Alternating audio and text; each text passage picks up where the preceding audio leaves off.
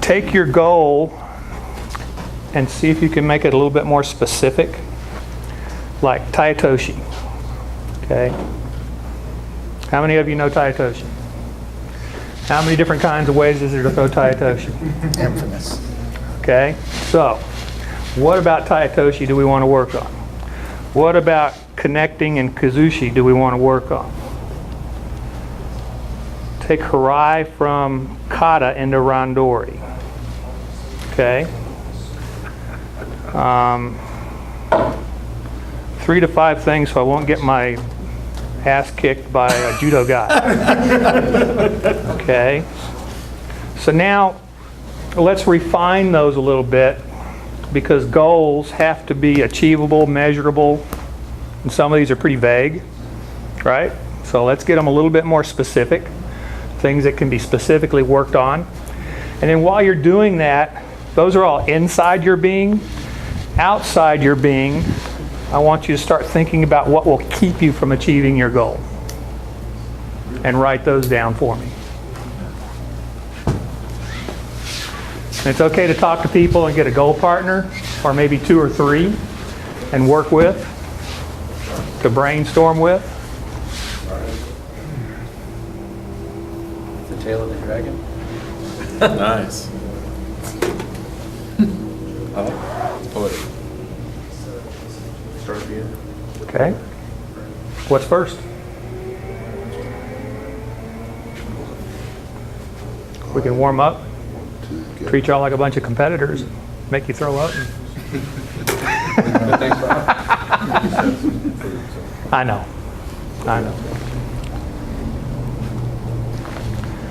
Okay, any questions? I'm serious. How do I What's get first? people off me? How do you get people off of you? I'll start with that. Okay, from the ground? Sure. Oh, so you want to make everybody throw up early. Cool. All right, let's take this as a group and put it on a wall somewhere, or put it where it's accessible, because we're going to be adding to this.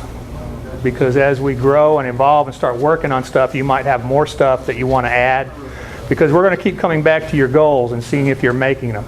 So when your goal is touched on, I want you to put a plus by it. Okay? So that we know we're hitting those goals. And if not, you got to speak up, because I'm only one human being, and as I get older, it's harder for me to remember stuff. Okay? But I want to touch on your goals, and we want to make sure we're working those. Okay? So there's some off-balance stuff, there's some throwing stuff, there's some Taitoshi stuff. He wants to learn how to get big people off of you. Move, crack, pow. Control without moving. Somebody explain that. Or also, or very little movement. Right. Instead of trying to move really big, getting the same thing from this or from this. Okay. Want to win. How are you not going to win? What I meant is I want to not want to win. So when I go out to do Randori or Shiai, I want to win so much that I forget to do good Judo. Okay. We'll work on that. So this is a responsibility for all you guys now, because we're all working with each other on these goals. So what can you do for him every time you're working with him? Throw for throw. I mean, Throw him? well, I mean, just like throw for throw. Just let him know it's not a competition. Okay. What about the way he grabs you? What about the way he's moving? What about what kind of questions can you ask? What's going through your mind now while we're moving? Okay? You want to be asking questions to think, to get him to think, to get his brain to re-gear and regroup. Okay? Now in the old days, you know, you just go throw him. Boom, boom, boom, boom, boom, boom, boom, boom. Okay? Until you can't move anymore. And that's the way I used to train. Okay, you just get yourself completely worn out till you're completely out of strength, and now you got to go to technique. You see? But let's try to circumvent that and bring it to him consciously, rather than letting the self get wrapped up, that subconscious get wrapped up, and let him get ramped up, and just slow things down. Just ask some questions. You know, what's going on? What are you perceiving right now while you're moving? Okay, does that make sense? Okay, that's how you can help. Right?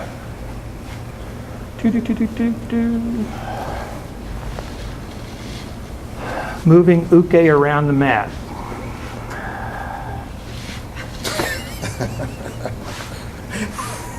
Can we be more specific?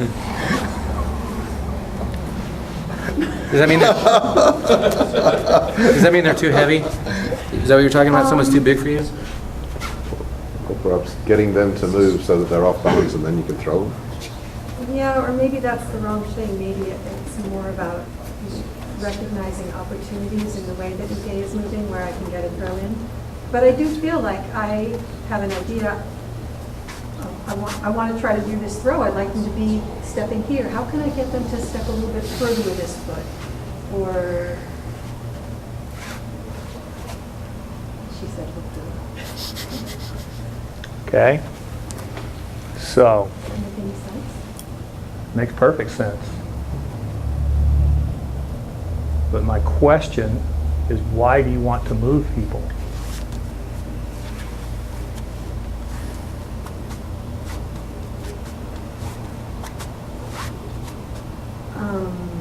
Probably because I have a limited perception of when I can throw them. So I have something in mind. I want them to be in a certain place. I'm not recognizing lots of opportunities in every way they move. Okay, so what I hear you really say is you want to find the windows of opportunity to create entries. Is that what I'm hearing? That's what I Rather think than just moving That's somebody. what I think I'm supposed to be wanting. I mean, if you Okay. just want to move people, hit the gym. Yeah. Yeah. You know, get a car, tie a rope Yeah. around them, tie them to the bumper, Lots of this. okay?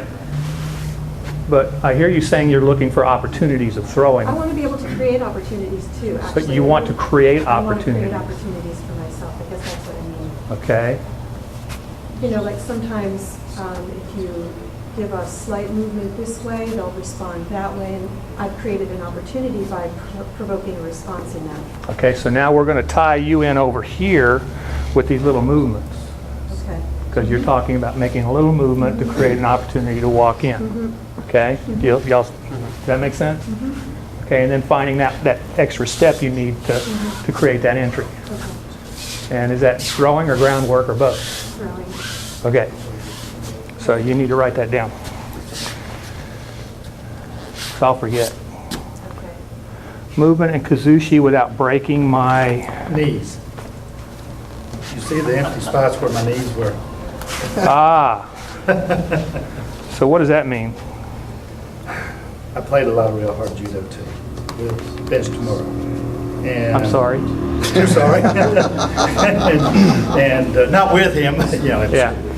And I've had 3 knee surgeries. I've developed Baker's cyst behind my knees.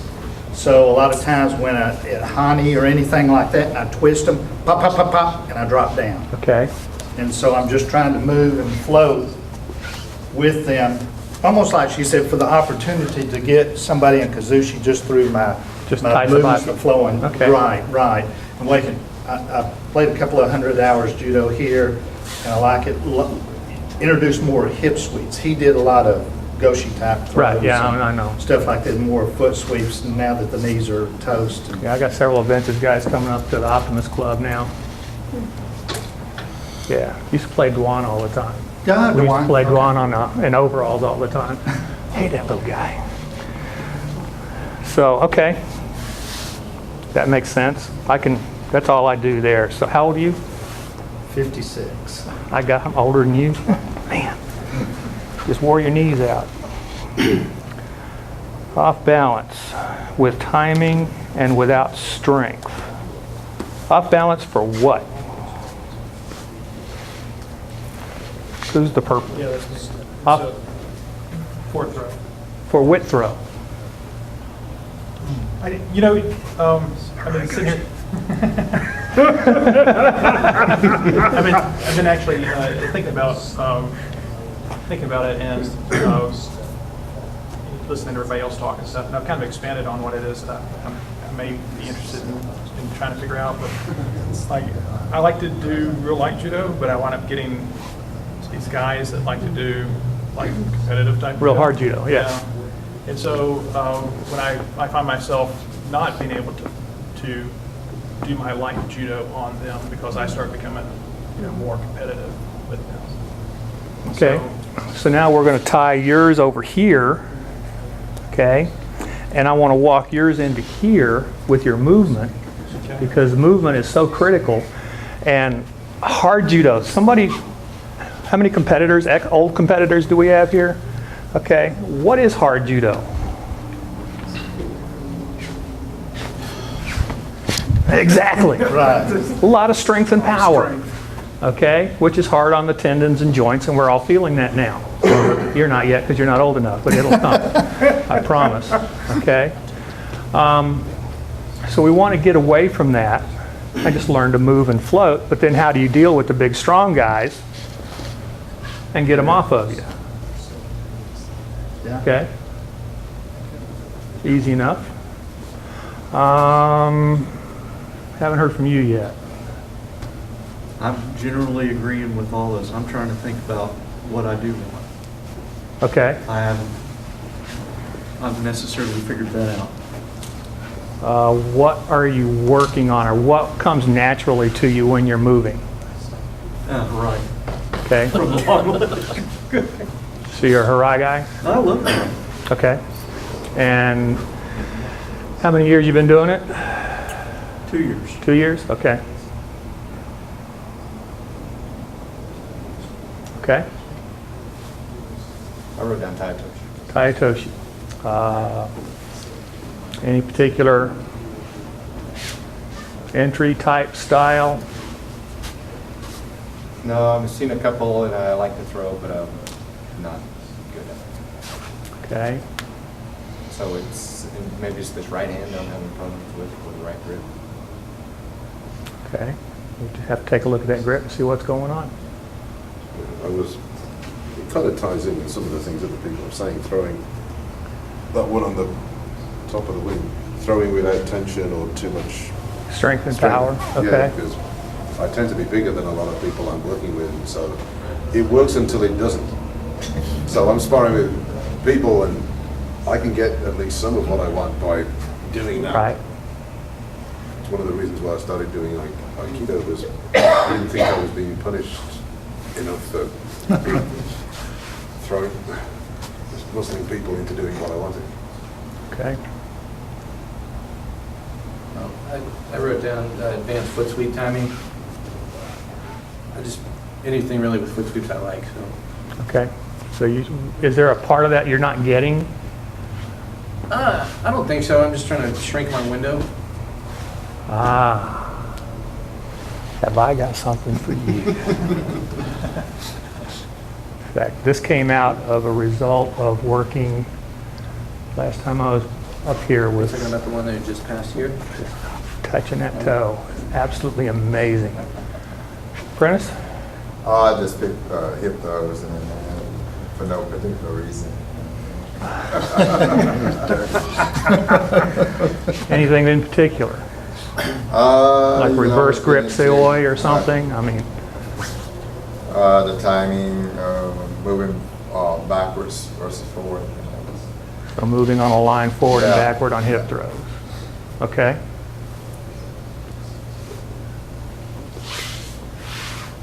My academic vocabulary isn't high enough to give you a specific answer. Well, show me. I like to see everybody's feet, but I know I got to get close. I kind of want to know how to get thrown by a judo guy. We're going to tense up and give him, what he wants. Smack him in the head and tell him to be nice. That's my only. I get choked out on my standing. Okay. Yeah. Yeah, judo guys are, by nature, it's a personality thing, okay? And we're different. I was watching Gary Berliner. Anybody know Gary? Yeah. Okay, he posted a thing today on a French guy working key locks. And I sent a message back to him. It reminds me of the old days, because Gary and I used to go through this stuff all the time. And the guy was literally coming in, lifting the guy up, working the stuff while holding them and slamming them back down on the ground, you know, and that's pretty much our mentality, you know, is I'm going to throw you into the basement. But now that we're aging a little bit, we know there's a little bit better way, we've got to start smoothing things out, transitioning a little bit. We've got to re-gear that brain. So that's what I've been doing for a lot of years. And I don't know if Pat Parker, is he, yeah.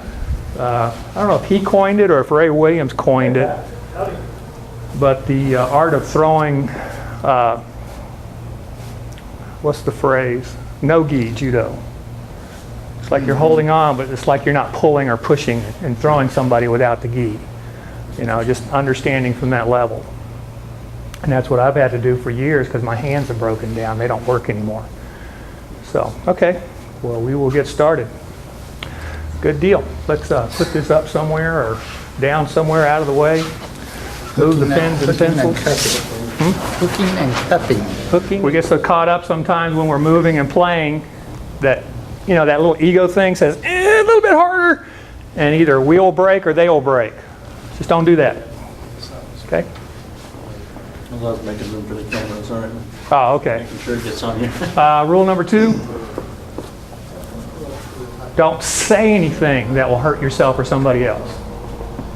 It's so easy, and we get caught up in our mind of discounting, and we don't usually do other people, but we discount ourselves. You know, I can't get this, I can't do this, I'm stupid. You know, and you do that inside your chatter, inside your head. And I want you to be aware of that. Just don't do it. It's not necessary. And a lot of times we don't ask questions or ask the right questions or ask them the right way, and we get embarrassed and then we don't talk anymore.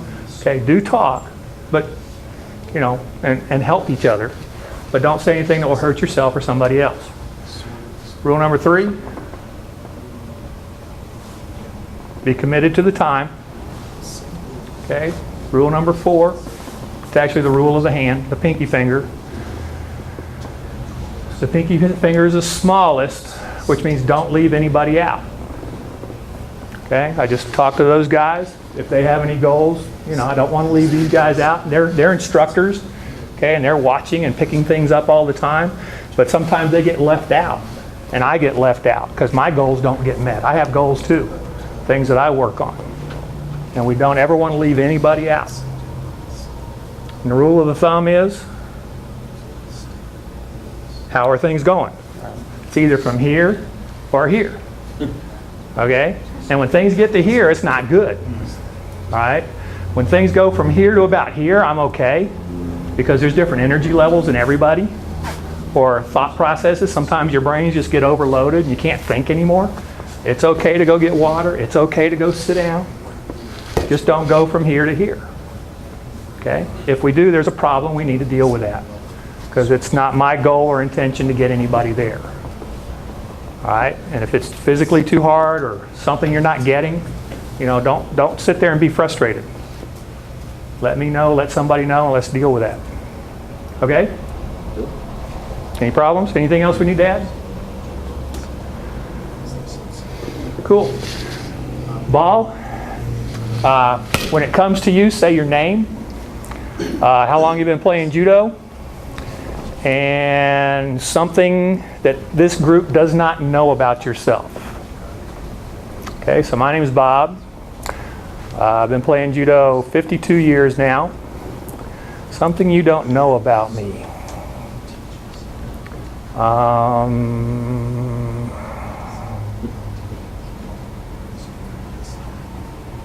Wow. You dug this hole yourself. I know, it's okay. But there's different people that know me at different levels, so I have to be careful. Been around a long time with you, Bob. Yep, I know it. We know everything. I am concerned about my dog Cammie because she is going into kidney failure this week. Had to go to the vet and don't know what's going to happen there, so it was sad leaving this morning or this afternoon. My name is Vanessa. been in martial arts for about 42 years. Tell us about yourself. What we don't know. Oh, you don't know? Man of mystery. I've been a machinist for over 30 years. I know that. There you go. You don't know that. I'm Brad. I've been in judo. I've been doing judo now for 2 years. My son is in the Army. He's coming back from Afghanistan on Monday. I'm very excited.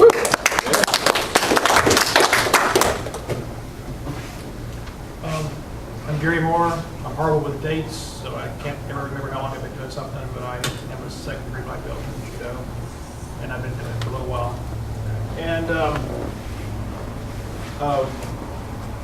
I have a lot of hobbies. One of my hobbies is that I sing. I'm Eric Pearson. I've been playing judo, I guess, since '95, off and on. And I hate to admit it, but I do like small dogs now. I was a large dog, man, but I've become a small dog guy. I'm sorry. There you go. Brian Cook. I've been doing judo off and on for 10 or 12 years.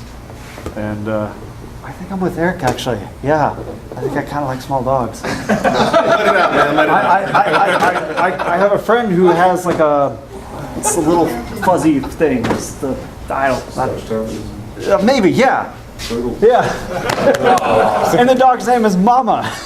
And it's the best dog in the world, so yeah. Yeah. I'm Andre. I've been doing judo for about 6 years. And something you all don't know about me.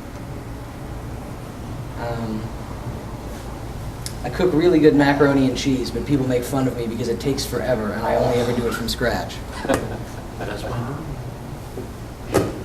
Like the homemade mac and cheese. Oh, that's good. Sean is my name. I've, like Eric, I've been doing judo about kind of sporadically since 94, 95, something like that. Something you may or may not know about me. Some of you know I can do the drawing thing. I've illustrated a few children's storybook for iPad apps, which has been really fun to do. That's you, bad knees. Yeah. My name is Steve, and I've been involved in some type of martial arts for about 30 years. And I actually won some awards playing the viola. Nice. I'm Robert Howland. I suppose 3, maybe 4 years, though I wasn't rising in judo in part because I used to tense up. And I speak 4 languages, one of which you may not have heard of: English, Spanish, French, and Catalan. Why did you go for Catalan, not Spanish? Or? I do speak Spanish. So if you know French and you know Spanish, you can read Catalan. This is pretty. My name is Jerry Bray. I don't do judo, it gets done to me, so I learn it through birds. And I'm just getting in there. Something halfway interesting. I grew up across the street from Blake Shelton. And I worked for the lady who won the Texas lottery, so hang around with me, you might get lucky. So who hadn't had it? Somebody, I ain't got my glasses on, someone toss it over there. Jimmy Highlander, playing judo 10, 12 years or so. Something about me that's interesting is I've been ranked as high as #1 in the United States at air hockey, believe it or not.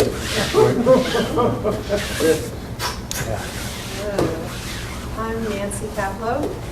I started judo probably 25 years ago, but took about 20 years off in there at different times. Something that you don't know about me is I am actually very, very tall. I'm 6'4". I'm the tallest person here. I did not know. It's all Never because of a would've merry-go day. And kale. I'm Kyle. I'm like Gary. I've had my own problems with dates, but we won't go into that. I did 80 something on barber shop ensemble in Stillwater.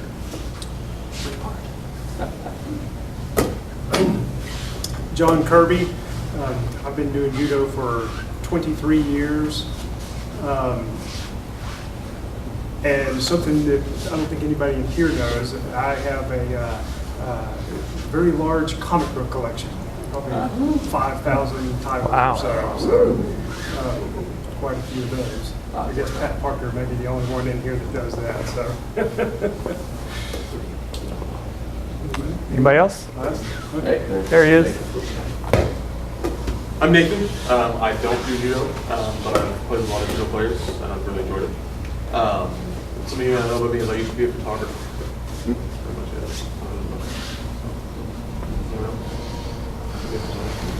it. Awesome. Thanks, guys. I found it's real important to know who you're playing with on the mat or in any group. Know who you're dealing with, get a little bit more personal, and then let that grow and expand, because like our judo community, it's worldwide. Okay? You always want to help people, grow people. That way we have more people to play with. Because I'm finding it harder and harder as I get older. To have people, who was it? I was working with a guy I work at the Denton Optimist Club, and it's a real knuckle dragger, crash and bang kind of group. And I'm starting to get some people training a little bit more subtly, but it's not easy. So it's one of my goals to teach my stuff and work my system and help them understand the technical aspects of throwing and get them off the power. But roots are deep, and it's going to continue to evolve. It just takes a while. But I was working with a guy from, one of the guys from the Optimist Club. I did some randori with him, Finn, and he does a lot of overseas stuff. We don't know what he does exactly, but he comes in for a while. And I did some randori with him, and he looked at me and he said, "Yeah, that's the first time I've had randori in probably about 20 years. That was really good."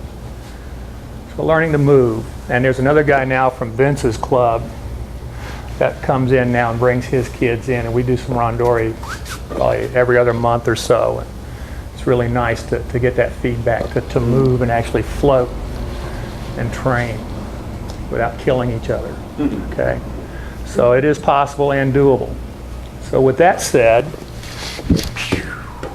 don't bounce. Oh, there it was, perfect. Oh, man, I gotta go back to teaching PE. All right, our first thing we said we're gonna do is work with Eric. So how do you get stuck? Usually people sitting on my head, there's all those various pins that, they work really, yeah. Are you having trouble keeping people from getting up on you? Is that really the main Well, problem? usually I'm pretty good at staying on top, but in those times that they do get on top of me, say they're more skillful, they tend to stay on top. And, Okay, well, what's the sticking point? I suppose I begin to panic slightly. I put energy out when I shouldn't be, trying to lift against gravity, and then I just can't get out from underneath it. So. Okay. I can easily demonstrate this. Sure. Love to see it. All right, who's your apprentice? I'm sure he can hold me down. You can hold me down. I believe in you. See, no, you can't say no, you can't. That's the pinky rule. Now, is your goal to escape from hold downs, or is it to yeah. not get in hold downs? First would be good, but I suppose I'm trying to start working from the maximum disadvantage now. So being held down. Okay. All right. Do your worst. What do you want me to do? Yeah. Oh, what's this? This isn't what I thought you were going to do. Shit. So panic begins to rise. Definitely slightly claustrophobic, No, I soiled myself.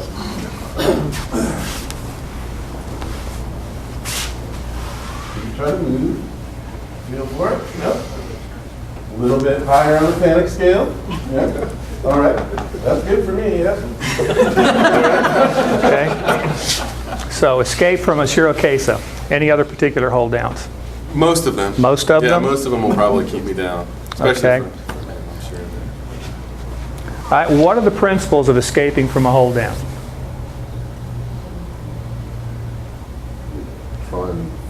space. Where the hole is, they move into it. You can't bench press them off if they're good, so they'll be straight for you. Attack the table. Make it unstable. Make it unstable. Heard that before. All right. Get off your But back. once you're stuck, Think about what Bob would do first. WWDD, what would Bob do?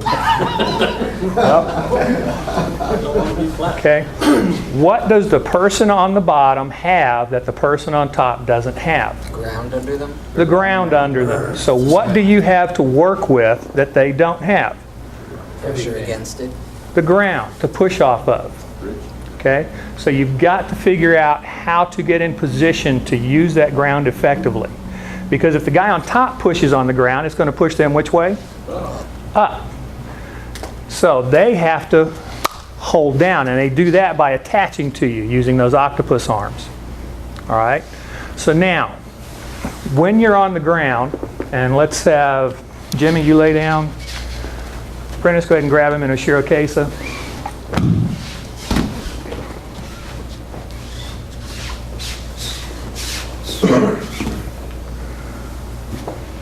Okay, what levers do we have working? Does Prentice have working for him that holds him to Jimmy?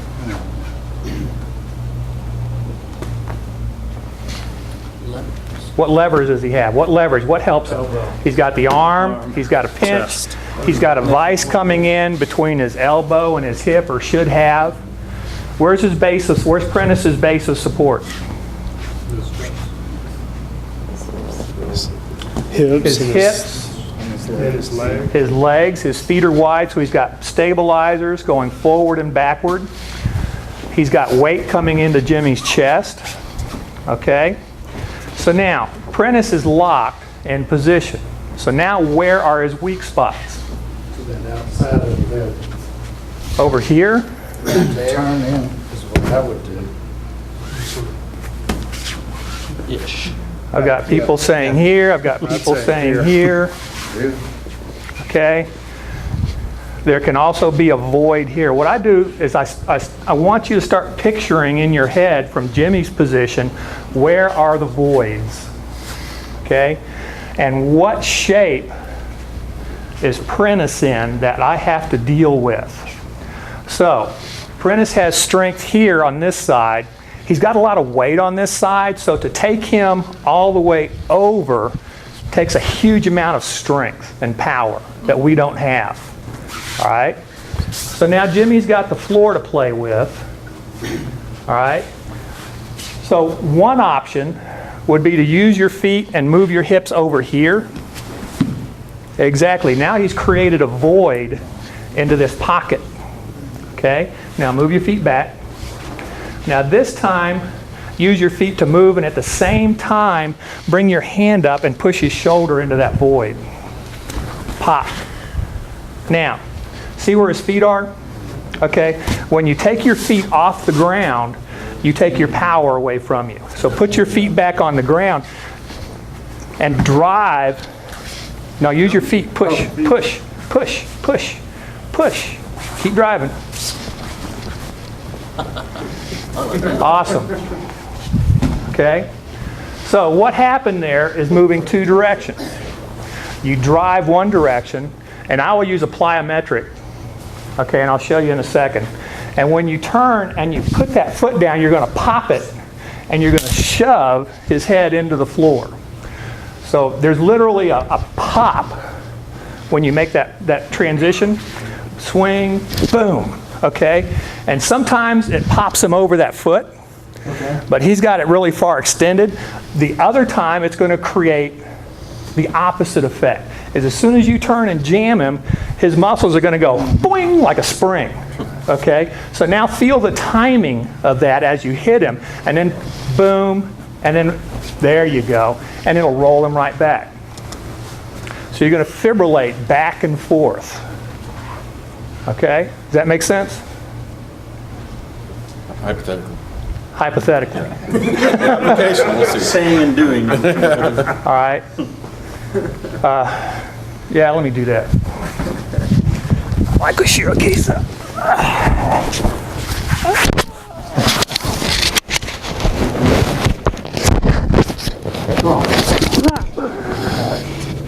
Okay? And that's part of the alligator as well. You got to get that and it comes down. Okay? Now what am I working?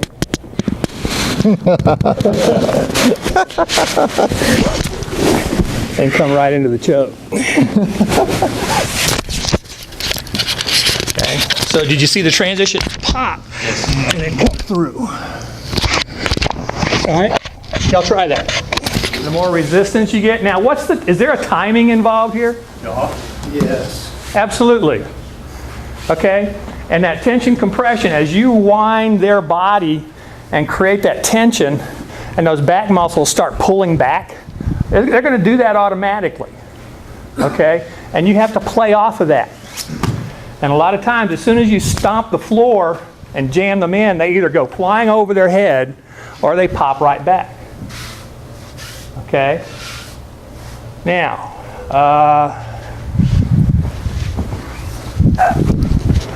still with Ushiro case. Come on over this side so we don't mess up the microphone thingy. Let's see here. The other way. There we go. Another thing that I like to do is I don't want his feet to be stable. Okay? So go ahead and crank into my head and make it uncomfortable and all that stuff. Oh, thank you. Oh, good adjustment. I'll give you $35 later. Okay? So if I attack the table and make it unstable, it's not going to move very far. But you got to think about attacking his body with what you have available. And I'm going to use my shoulder right here to move him. Okay? And I use the foot and I move and I move and I move. Then I move. And then I can come back. Because when I create movement, he has to do what? Yes, right. He has to adjust and then stabilize again. But while he's in a transition period and moving, they're real easy to turn over. So notice that quick little bump. It's just bump, turn. And I don't give him a chance to stabilize. If I give him a chance to set up, and he's got 20-inch arms, and he's squeezing me and I can't breathe, I got to work harder. And we don't want to do that. Okay? So, boom, boom, boom. Fibrillate back and forth. Here comes that arm, Nancy, right here. And then I come back into here.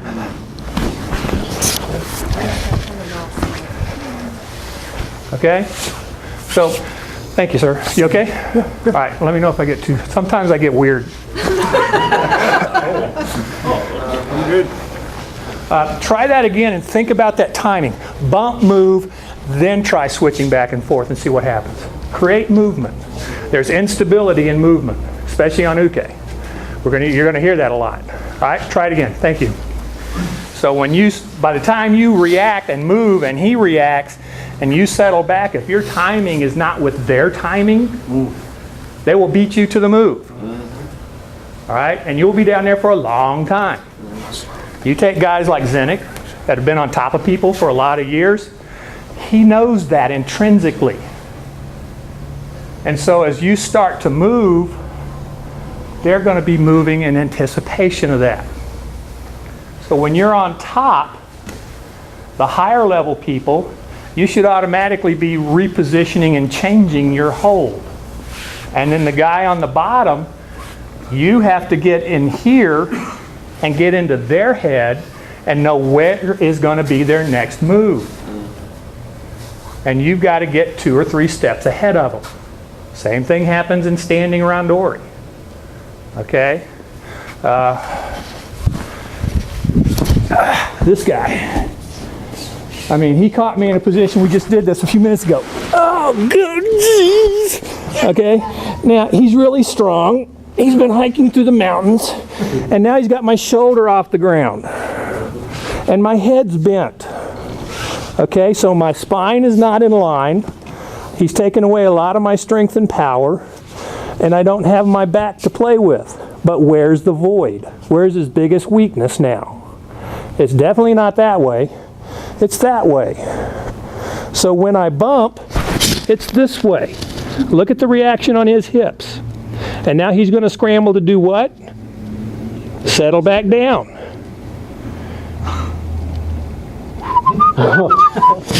Boom! And I'm going to use his weight. And now he's not in a comfortable position. Now I could turn him over, but I know that as soon as I start to drive here, that foot, oh, he wants to do that. This foot will usually come up and stop me. Okay, so I can't drive. Oh, yeah, I like that. Okay, but you guys aren't watching this. Okay, remember that choke? It's right there. I use that to guide the head. Wrap that thumb into the neck and control the head here. Boom. Just that. Okay, now he wants to sit back into a Shirokesa again because he knows I'm going to roll him, so he sits through. And that's when I help him over.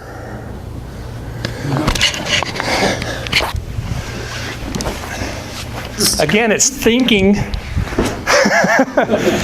ahead of the guy you're working with. You've got to get ahead of them.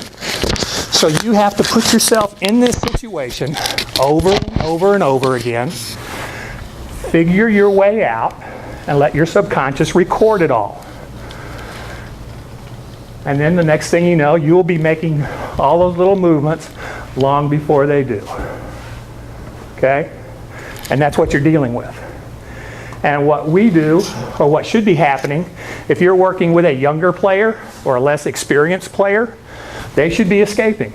And you should be giving them just enough tension and just enough struggle to make them have to work through it, to process. If you just give it to them, they don't learn it. It's like giving students the answers or doing their homework for them. They don't learn the material. But they have to work through the process. And then give them the next process. And then give them the next process. But if they just sit on you, you're not learning. Does that make sense? That's how you want to practice. But there are some old guys that will just sit on you. That's going to happen. Okay? But you've got to go through that a whole bunch of times. All right, next hold down. All right, come on, Brad. What do you got? Come on, I've been practicing this 15 minutes now. You don't want to say that.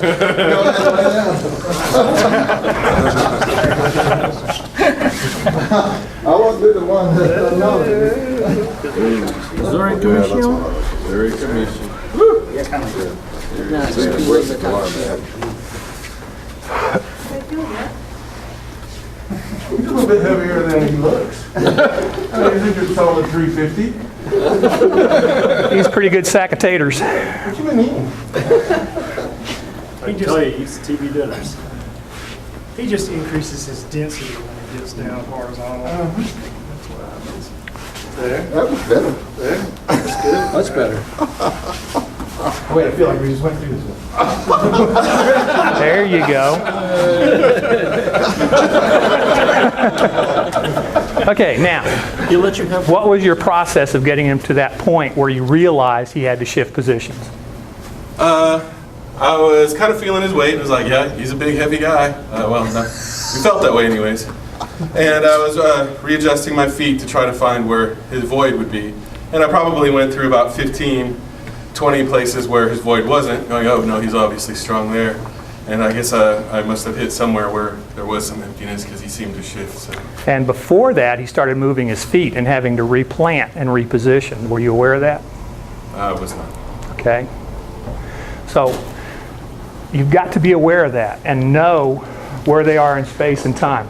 Comicio, Missouri Comicio, all of those things is probably one of the worst hold downs to have to fight out of, especially when they're really big, because they kind of lay over you and it's hard to breathe in there.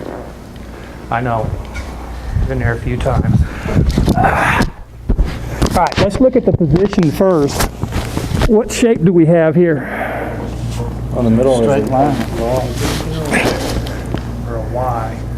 I'm a log. He's a log with two branches, hopefully.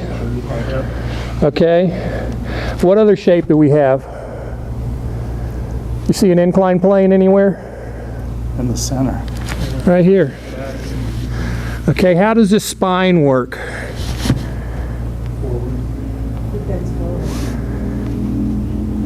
It wiggles a little bit. It bends forward really well. It doesn't bend backwards very easily. Okay? Now, what you did is you started moving and repositioning and ended up almost in a Yoko Shiho position. Okay? Which is exactly what I would do. And you use those feet and you're going to swing, and you're going to find out, oh, that doesn't work. And it's usually the side your head's not on. Oh, first thing you got to do is what? Get your head in line with your spine. Because if he's really cranking this and your head's on your shoulder, the face turns pink and everything. And okay, it's really hard to deal with. So you want to move and get position so you're strong here. Now see my hand? I will do an inside thumb grip right here.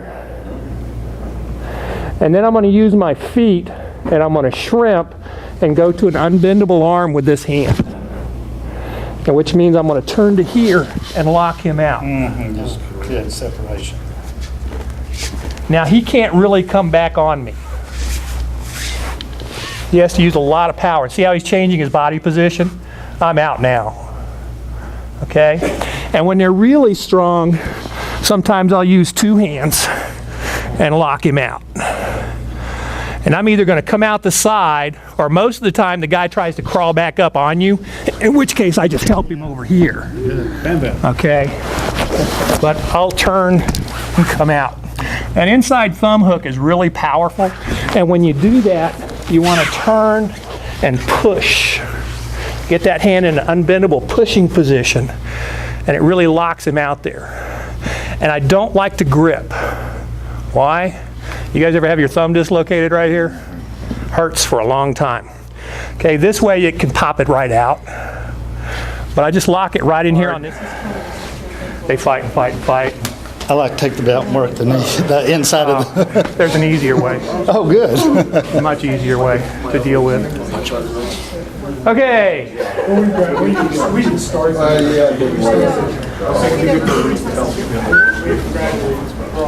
We're only tipping the iceberg. All right. That's just one instance of Kamishio. Okay. The bridge and roll, if they've really got you locked down, who knows it? I've done it before, but Well, that's the Bring your feet up under you. Yeah, but what are the principles of it? What makes it work and what makes it not work? You get them off your chest by sliding them down the inclined plane of your bridge? I didn't hear the first you part. get your center of gravity off the mat so you can then push around. Because case Kamishio. You gotta get out of, what do you want? Kamishio. All right, if they come into you and lock you down, you want to lock them into you. Okay? Now, if his feet are wide, where are the voids? I'll move my head so I can talk. Where are the voids? This corner and this corner. What's the easiest void? The one away from my head. So now, if I lock him into me, and from Kazuri Kamishio, he's got both arms that are free. So I've got to control one of those arms. Okay? So I'm going to come into here and lock him to me. I'm going to swing my feet as far out to here as I can, and I'm going to bridge to that corner. Oh, nice. See? But if he puts an arm out there, I'm going to take the arm and sweep it and come on around. And now, here's where a lot of people get in trouble with this, because it's real easy to re-roll it. Now if he just switches his feet, because I'm high, he can just pop me right over. All right, now I'm being nice to him right now, but I would come straight into his head with my chest. So he can't re-roll it. Okay? You always want to come in and lock that ear to his shoulder or to the floor with your body. But I'm here, I want to pull in, hold, bridge, there's the inclined plane, right to the void, and slide into that head and hold. Now I know he's going to bridge me, so as soon as he goes to bridge, what hold do we go to? Shirokesa. Then back. Okay? Now, if his head's over here, do I go to Shirokesa if he bridges me to this corner? No. Go to Yoko or Mune. You want to do Mune? No. That's over there.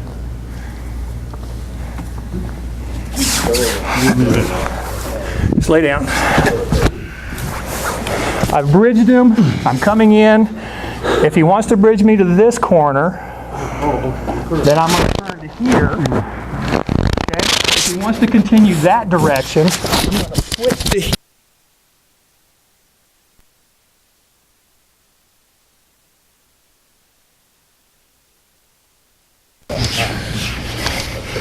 Your leg slides under the head here. And just hold into here. This one's not fun to get out of either. It takes a lot of cooperation with your partner and a lot of uchikomis to get your muscles trained for that particular bridge and roll. Okay? But you need to practice it over and over and over. And one way to practice it, who wants to play? Sure. You two.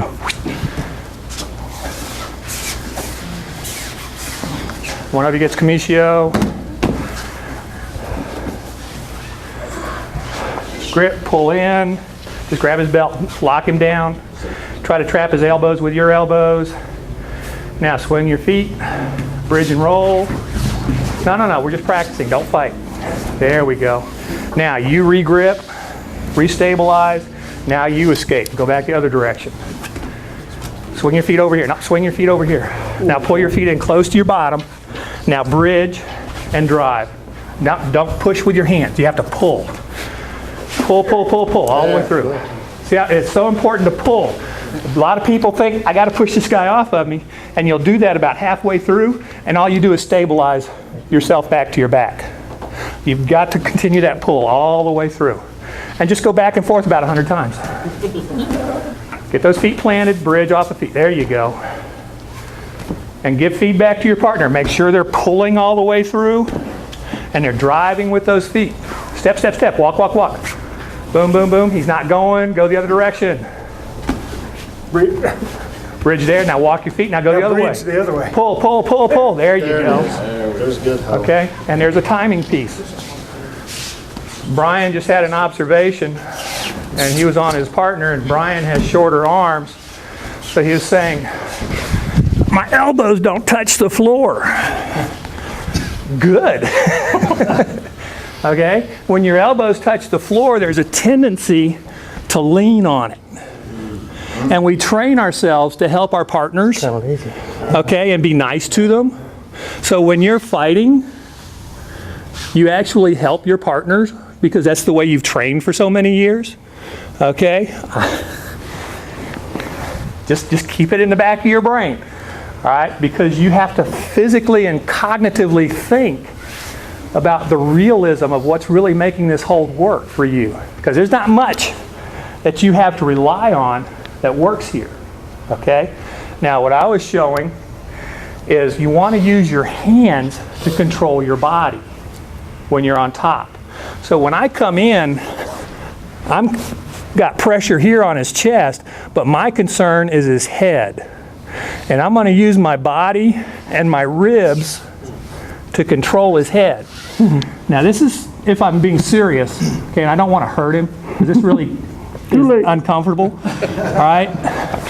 But I really try to get under his mandible with my ribs, okay, and then push into his shoulder. Because when you start moving that mandible around, the muscles aren't real strong there, and you can really hold that puppy in there. And it makes it a lot harder for him to move. And remember, he has to get his head square or straight in line with his spine first to escape. So the first thing I want to do is get his head out of the way. Now see how it's turned this way? He's going to want it back the other way because I'm coming into here, and then I'm going to help him.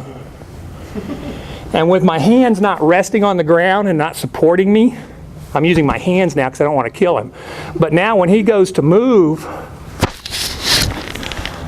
I'm more free to float and move with him and do things rather than have to wait. Because if I've got weight leaning on my hands, that's one extra move I have to do to get my weight up and stabilize before I can start using them. But if they're already in action, they're just right there. It just cuts that half a second step out. And that's the difference between holding a good player and a not so good player, is you have to know those little things and those little control things. Because they will do it to you. I promise. Next one. Where's it?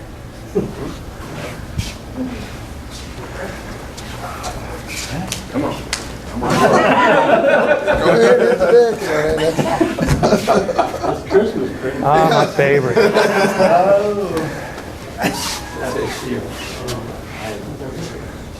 It's the best you got there, cupcake. Come on.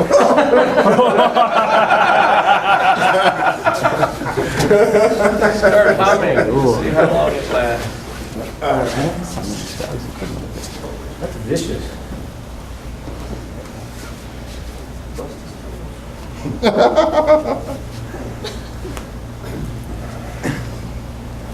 Is that her choking there? So you're going? Well, I'm not going to put the juice on you when you try to escape. I'm giving you an opportunity to escape. I'm not locking it in. Okay, Eric, what's the issue? It's the choke. You got to get The choke is the issue. And he's not locking his hands, so he's being really nice to you. That's it. There you go. Drive. There we go. Answer that telephone. Okay. So, let's look at a different way. In Tatesho, what are the principles to getting out? All their weight's on you, the table's on top of you, you're underneath. What do you need to do? Take out a leg. Take a leg out. Control the side.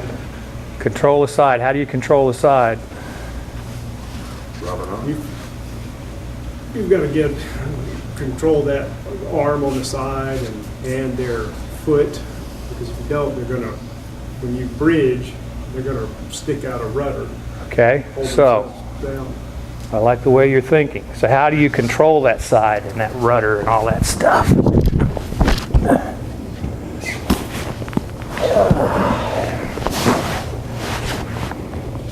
So you did the first thing I usually do, is bring my hands together and play here. Okay? Now, most guys I've ever fought, all they did was come in tighter and choke me harder. Okay? Now, have you ever used your chin here before? Good time to start. Okay, go right into the bottom of that deltoid right here. Okay, that's one. But my goal is this leg. I've got a free hand here.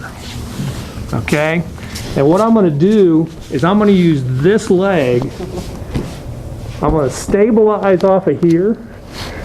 And I'm going to pop this leg up. And as I do that, I'm going to create a space to get my hand through. Now I can control his side. Now he'll tell me that his spine is not comfortable because it's torqued a little bit. He can't get back to straight. And then I'm going to bridge to this corner. Just boop, right there. Now don't let go of the leg. Okay? All these muscles are now on stretch. If I let him get back here, he's going to move and do something to me. If I keep it up here, he can't move very well. Okay? And now I can just keep walking this up, and then I will come around the corner into my happy little pin. This is one of my favorite pins, by the way. Okay? Thank you. Okay, once again, let's see, come on over on this side this time. So I'm here, I bump. And a lot of times they've got this tight, and if they start spreading your legs, they grab their feet and do the hooks and things like that, makes it harder. But just bring your feet together and then bring it up. And now you can control him. And now he's sliding that way, so I'm not going to take him over here.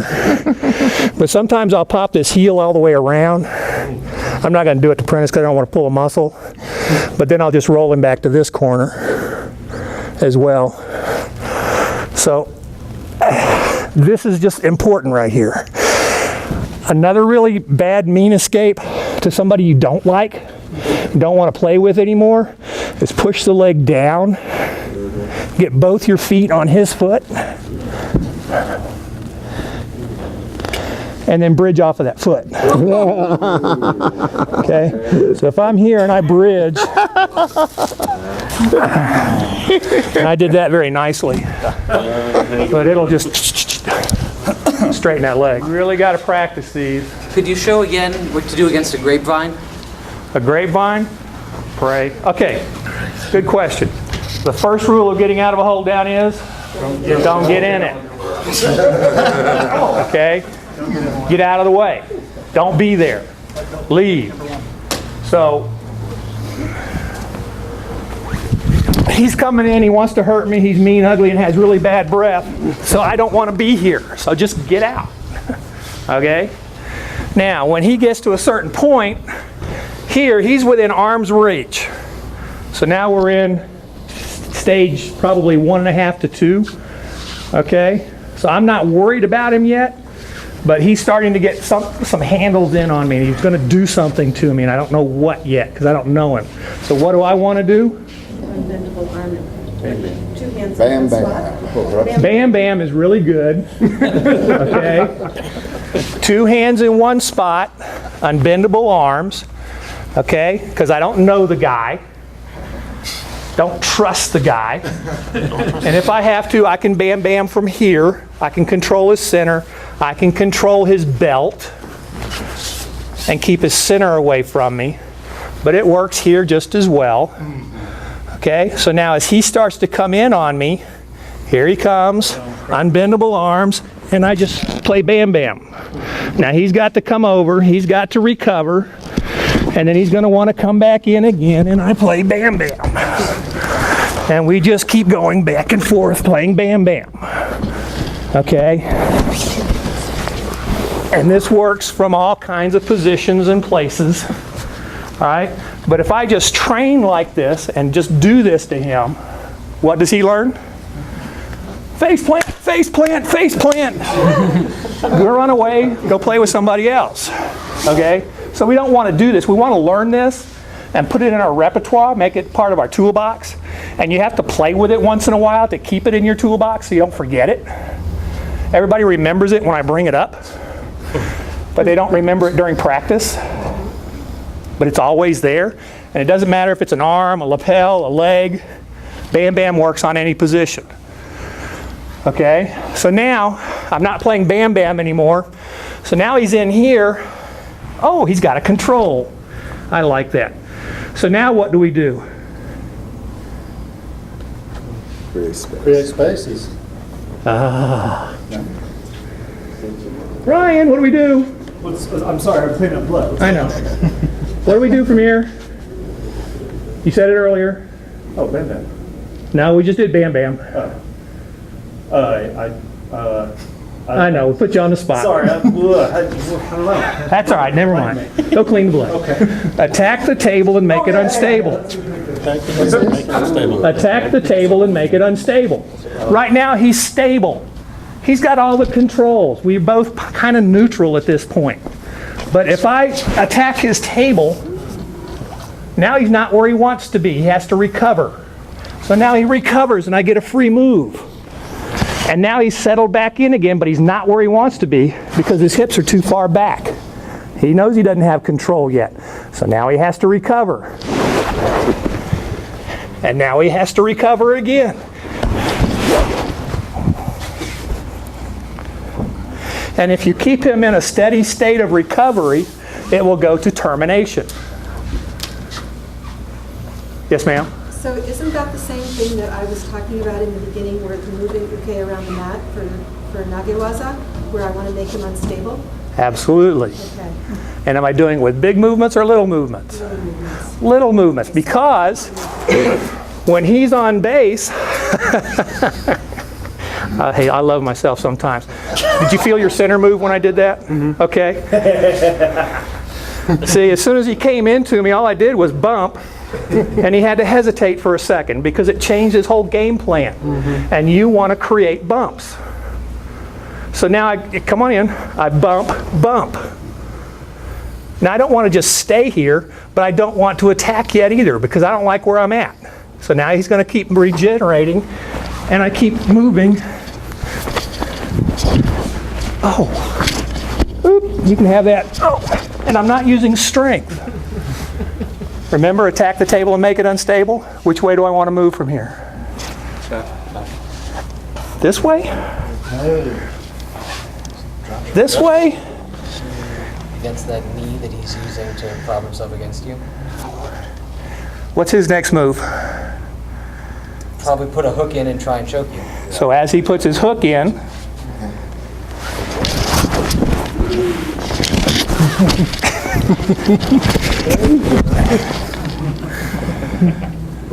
am I using any strength? No, none. Am I moving too fast? No. No. Now the hard part with that whole scenario is you can only move at his timing. Because I'm using his body rise and fall and groundwork and making him have to recover. So if you bump in your center, all of a sudden you have to stop and stabilize. That gives you a free movement. And then he's going to recover and come on you again, so you stop and restabilize. Boom, boom, boom, boom, boom. And it's a fabulous game. Chess game. Exactly. And it teaches you how to move on the mat. Because you have to use your feet to walk. And you also have to start using different body parts, shoulders, hips, heads, elbows, and things to attack with, using little soft touches, and just keep them off balance and off stable. And then all of a sudden you're caught. So then you want to recreate what happened in your brain so you can go back and try it again and see if there's a different way to move and think. Aikido guys? Seen this before? It's just hand randori. But we're doing it on the ground with different body parts and moving on a different plane. Okay? You got to play with it.